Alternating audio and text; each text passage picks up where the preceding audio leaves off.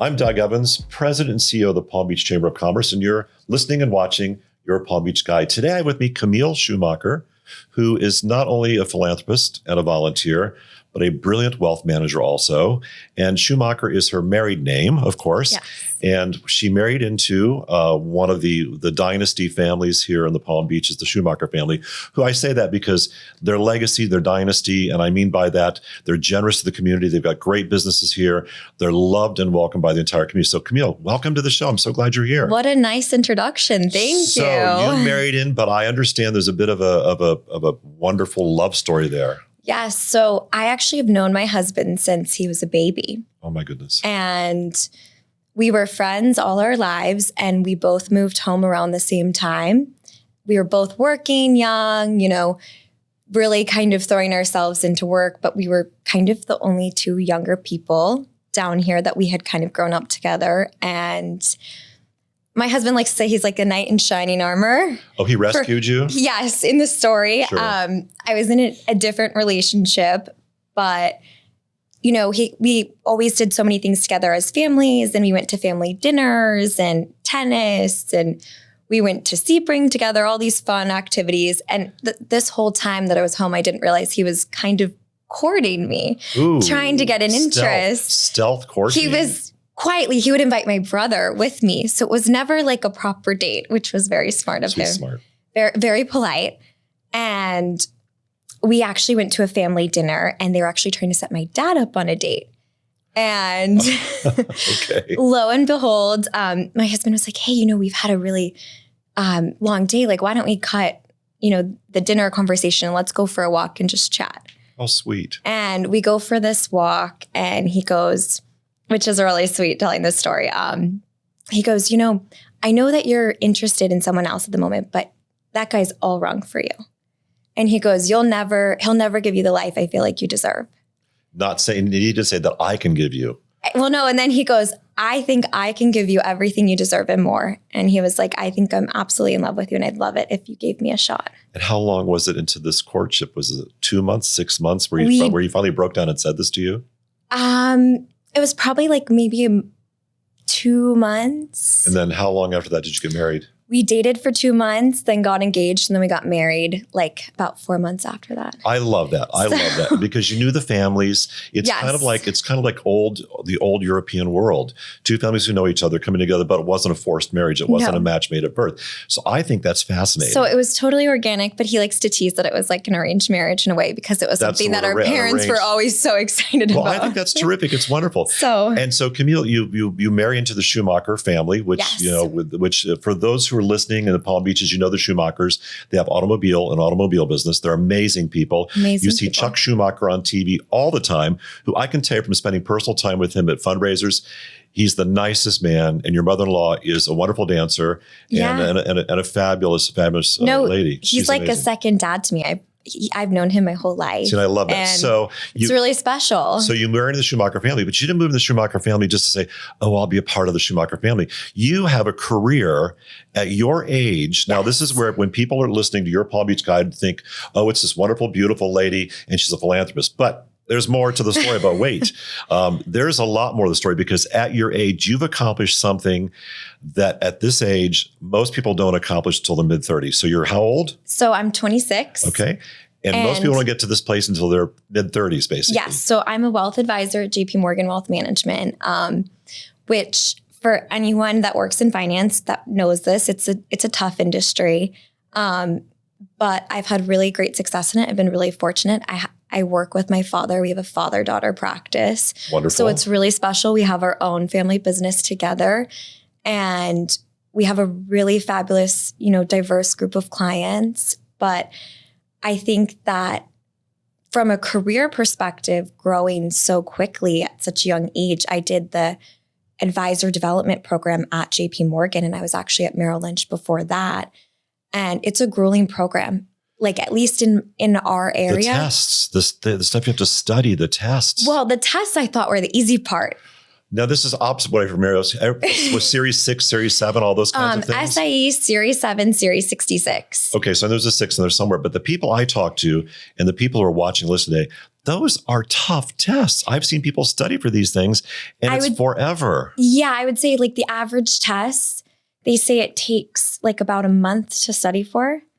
The SIE I thought was actually the easiest. Wow. Personally. But I did get a background in finance. So and also hearing about it all my life from my dad, I feel like that was a huge help. So that was an introduction to, where'd you go to school? So I went to school in a small liberal arts school called Ohio Wesleyan. I know. Yeah, of course I know it. Yes. And I studied finance there. But funny enough, I actually wanted to go into fashion at one point. Makes sense. Okay. But there's not a lot of money in that unless you're an owner of a company and you're a huge designer. I've got that background. So it's like, that's a tough business. And one piece of advice that my dad gave me, and I actually, to this day, I will give him credit. I was really determined that it wasn't good advice, but it is. He said, if you know how to run a business and you understand the finances behind it and you can build wealth, then you can go anywhere. You can go do anything. True. And I think financial literacy is so important. But yeah, being this far in my career at such a young age is honestly really special. Well, in financial literacy, I love those terms because what's not happening with young people in the schools today, because they're so stuck with these mastery tests and these, it's like they're not learning financial literacy. The amount of kids who come out of junior high and high school who can't, I know, balance a checkbook. Yes. But no, it's the practical concept of like credits and debits. People can't wrap their head around. I mean, I don't understand it because even though, we still have paper checkbooks that they give you, it's all electronic, it's online, but you've got to know what you're doing. Yes. And some people don't even know how to fill out a check. Well, that, something I was going to say that, but they don't. They don't teach it. It's true. It's not taught anymore. And even just like the concept of like good debt and bad debt. Yeah. I mean, if I was a teacher, now my background, which is really marketable, I'm a classically trained opera singer, no money in that unless you're like Pavarotti, God rest his soul. Anyway, when I was in high school, they taught us how to write a check, which sounds silly. But in today's day and age now, X years later, I won't say how many, that a kid cannot write a check. And at some point in time, you're going to have to write a check. Yes.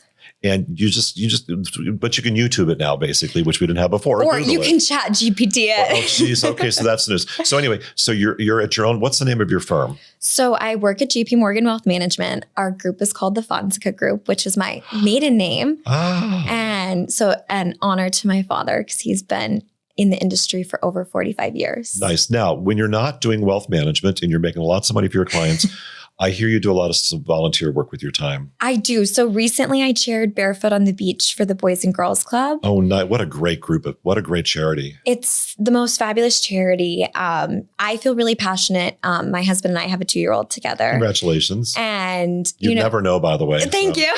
And they say, it takes a village to raise a child. And, Palm Beach County is a fabulous, generous village. And, I always think like if I wasn't in a fortunate situation, I would hope that somebody else would kind of step up and try and mentor, just give their time. Or even if you don't have time, you can always give ideas on how to raise money. And I think there's so many ways you can impact your community and it's not always just a check. But I felt really passionate about it. This year's event went really wonderfully. I had a wonderful time. We were on the dance floor. Super. Well, let's talk about this. If you've just tuned in, you're listening to Your Palm Beach Guide. I'm Doug Evans, President and CEO of the Palm Beach Chamber of Commerce. This is a weekly podcast. You can find it anywhere you find podcasts, Spotify, Apple, wherever you can find it there. And you can see us also on YouTube to see the visual part of this. With me today is Camille Schumacher, who has her own wealth management firm. But now we're going to talk about her volunteer work, Barefoot on the Beach for the Boys and Girls Club of Palm Beach, correct? Yes. Or Palm Beach County? Palm Beach County. Correct. Okay. Yes. So what was Barefoot on the Beach? It sounds like a party to me, basically. Yes.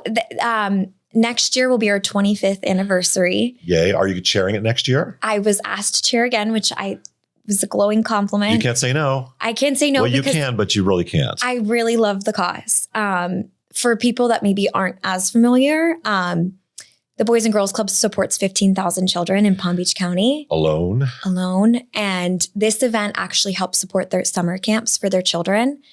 And so, you think about, instead of getting involved in gangs or having a difficult home life, like this is a place of, happiness and kindness for children to go to and to stay out of the gangs and the drugs. Yes. Or just even as a resource to help with homework or just, a place to kind of grow. That is a safe space. And, we had the Youth of the Year speak at our event and it was very touching because the first line out of his mouth was, I've actually never been to a beach before. This is my first time at the beach.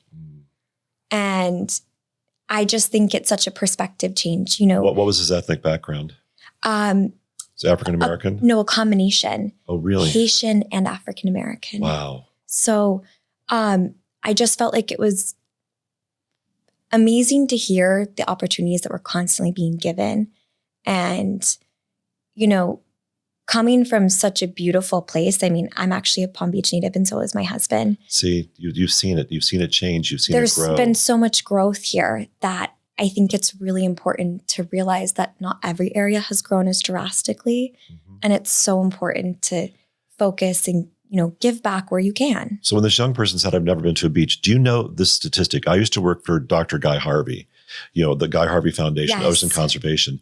And what I learned with him over the course of time was that a lot of young people who have a different ethnic background, African American, Haitian, live within 2 or 3 miles of the beach and have never gone, number one. Wow. And learning to swim is also not part of the culture. Yes. And that's I did know that because actually my brother teaches children how to swim. So there's a lot of drownings Yes. in the community. So for you to hear that child say, I've never been to a beach, I'd start to cry.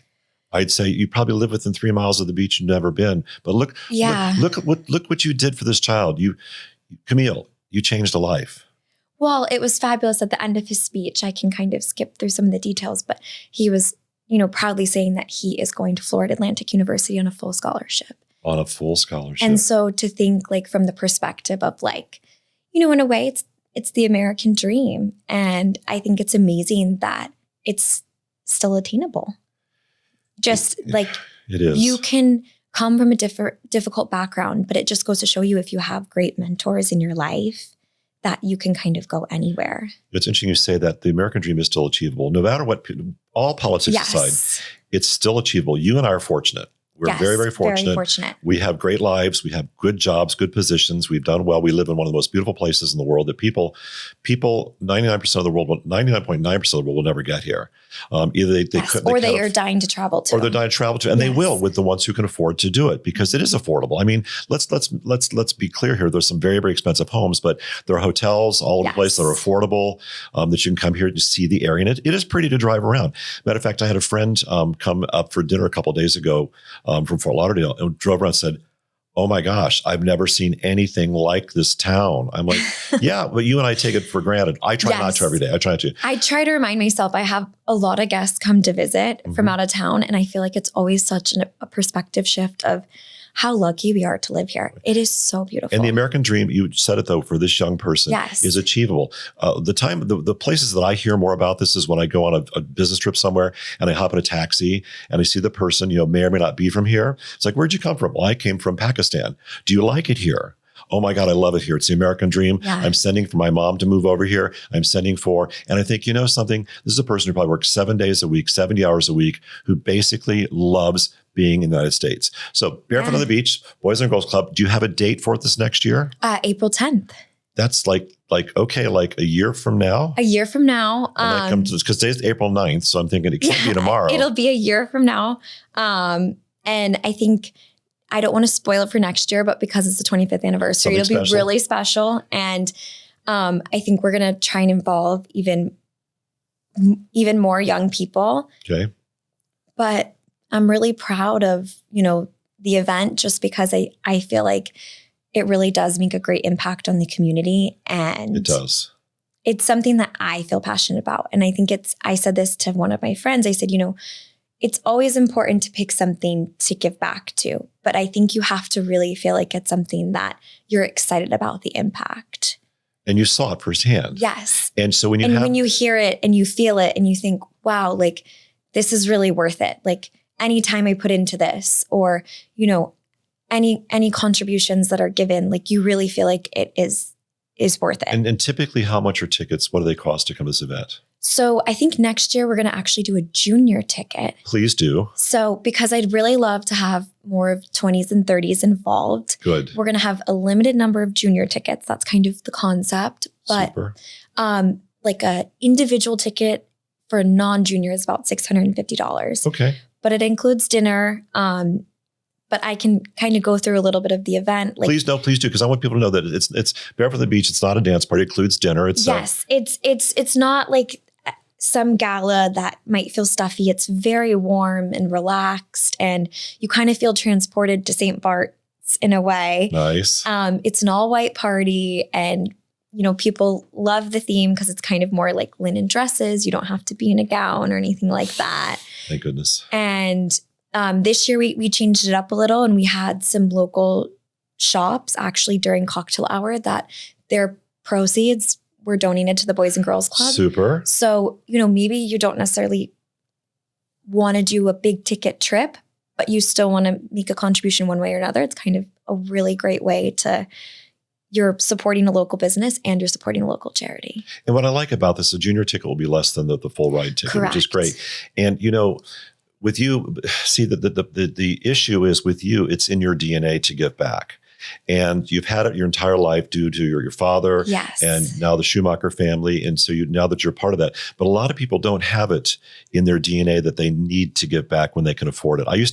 One of the charities I used to run, there was this wonderful old woman. She was Jewish and amazing. She goes, I grew up, and she's long dead now from Hartford, Connecticut. She says, I always was told, if you have 10 cents, you give 5 cents away to help other people if you can afford to do that.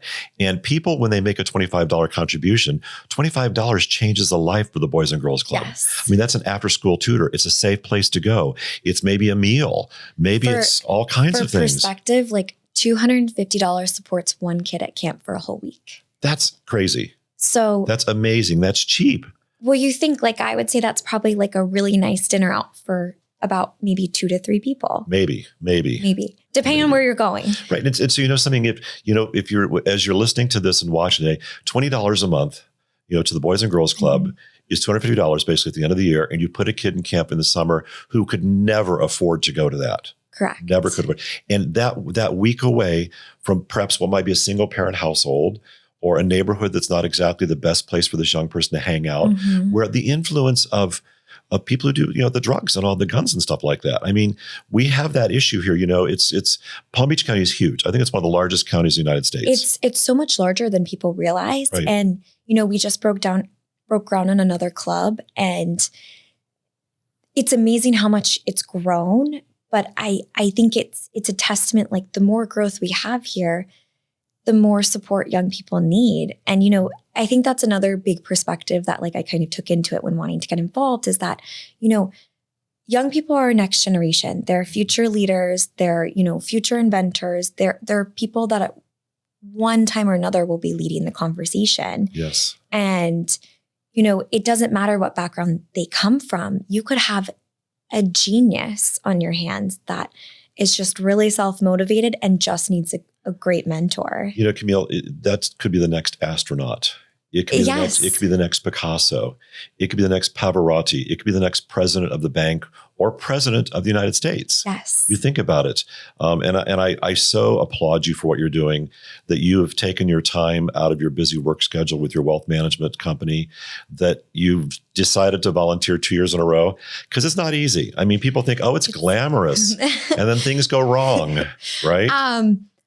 Honestly, I feel like there's such an amazing group of people supporting this cause, but I think the most important thing is to get the younger generation kind of involved in giving back, because you were kind of saying, it's not in everyone's DNA to give back, and that's okay. But I think the perspective that I always try to give to someone when they're thinking about giving back is, there's always someone in a harder situation than you. Correct. And there's always something small that you could do to make their day better. And my husband always says this. He was like, it never costs you to make someone smile. No. Or give them a compliment or to be kind. And then you kind of put that in the concept of philanthropy. If you don't want to write a check, you can always give your time, because your time is valuable. Time is expensive. Yes.